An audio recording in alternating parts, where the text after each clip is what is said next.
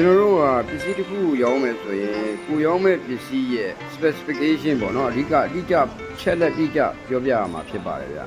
နောက်တစ်ချက်ကသူ့ရဲ့ qualification ပေါ့နော်သူ့ရဲ့အရေးအသွေးကိုပြောပြရမှာဖြစ်ပါတယ်ဗျဒီချက်တွေကအဓိကကျပါတယ်ဒီချက်ကိုထည့်ပြီးတော့ကျွန်တော်တို့ပြောပြရမှာပါဗျနောက်တစ်ခုကတော့အရွယ်အစားအလေးချိန်နဲ့ဆက်သွယ်ရမယ့်နေရာဖုန်းနံပါတ်ပေါ့နော်ဒါလည်းအဓိကကျပါတယ်နောက်ချက်အနေနဲ့ကတော့ရောင်းဈေးနဲ့ဒါရောင်းမဲ့ဈေးနဲ့နီးနီးဆက်ဆက်ဈေးနဲ့ကျွန်တော်တို့ရဲ့ personal brand ပေါ့နော်ကျွန်တော်တို့ရဲ့ branded ကိုဖော်ပြရမှာဖြစ်ပါတယ်ဒီ content video လေးမှာဆိုရင်ကျွန်တော်တို့ကအချက်9ချက်နဲ့ပြည့်စုံပါတယ်ဗျာနော်9ချက်ပါပါတယ်ပထမတစ်ချက်ကရောင်းမဲ့ပစ္စည်းဒီက main product ပေါ့နော်နောက်တစ်ချက်ကတော့ကျွန်တော်တို့နောက်ခံတီးလုံးနောက်ခံစကားကျွန်တော်ပြောတဲ့စကားပေါ့နော်နောက်ပြီးတော့ application မှာပါတဲ့ effect ပေါ့နော်နောက်တစ်ချက်ကတော့ကျွန်တော်တို့ကဒီဟာကိုစာနဲ့ကျွန်တော်တို့ကပေါ်ပြတာပေါ့နော်စာနဲ့ကျွန်တော်တို့အချက်လက်ပေါ်ပြမယ်နောက်ထပ်ဓာတ်ပုံနဲ့ဒီကျွန်တော်တို့ရောင်းမဲ့ပစ္စည်းကိုဓာတ်ပုံနဲ့ထောက်ပံ့မယ်နောက်တစ်ချက်ကတော့ဗီဒီယိုနဲ့ထောက်ပံ့မယ်ဆိုပြီးတော့အချက်9ချက်ပါတာပေါ့နော်အဲ့ဒီ9ချက်နဲ့ကျွန်တော်အနေနဲ့ဒီဗီဒီယိုဖိုင်လေးကိုဘယ်လိုဖန်တီးသလဲဆိုတော့ application 3ခုနဲ့ဖန်တီးတဲ့အကြောင်းကိုကျွန်တော်ပြောပြသွားမှာပါပထမအနေနဲ့ကတော့ကျွန်တော်တို့ဖုန်းတွေထဲမှာရှိတဲ့ download ဆွဲတဲ့ Bitmate software နဲ့အသုံးပြုရမှာပါဒါလူတိုင်းလိုမှာရှိတဲ့ software ပါ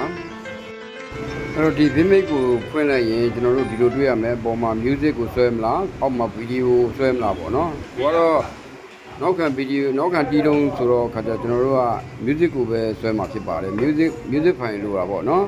music file ရပြီဆိုရင်နောက်ထပ် application တစ်ခုနဲ့ကျွန်တော်တို့ကချင်းကပ်မှာဖြစ်ပါတယ်နောက် application တစ်ခုကတော့ MP3 maker ဖြစ်ပါတယ်သူကတော့ MP3 တွေကို MP3 music file တွေကိုသူကငယ်ချင်းပြောင်းလို့ရတယ် format ပြောင်းလို့ရတယ်နောက်ဖြည့်ညက်ကပ်လုပ်လို့ရတာပေါ့နော် ringtone တွေလုပ်တဲ့ software ပေါ့နော်အဲ့ဒါလေးကို Play Store မှာဆွဲယူပြီးတော့အလွယ်ဆုံးကိုခုနက download ဆွဲထားတဲ့ MP3 file ကိုဖြည့်ညက်ကပ်လုပ်လိုက်ပါဗျာ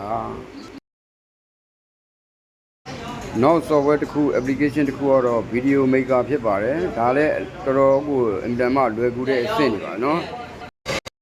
အခုကျွန်တော်ဖန်တီးထားတဲ့ video file ကလည်းဒီ software 3ခုနဲ့ကျွန်တော်လုပ်ထားတာဖြစ်ပါတယ်ဗျာနော်တော်တော်အဆင်ပြေပါတယ် free ရတယ်နော်ကျွန်တော်တို့ free ရတဲ့အတွက်ကြောင့်မို့ကုန်ကျစရိတ်မရှိဘူးအဲ့တော့ကျွန်တော်တို့ကဈေးလဲရောင်းရင် content video လည်းဖန်တီးရင်social media မှာ monetization အတွက်ကျွန်တော်တို့က community လည်းတည်ဆောက်ရင်းနဲ့ဟိုလုပ်ကိုင်ရမှာဖြစ်ပါတယ်ကျေးဇူးတင်ပါတယ်ခင်ဗျာ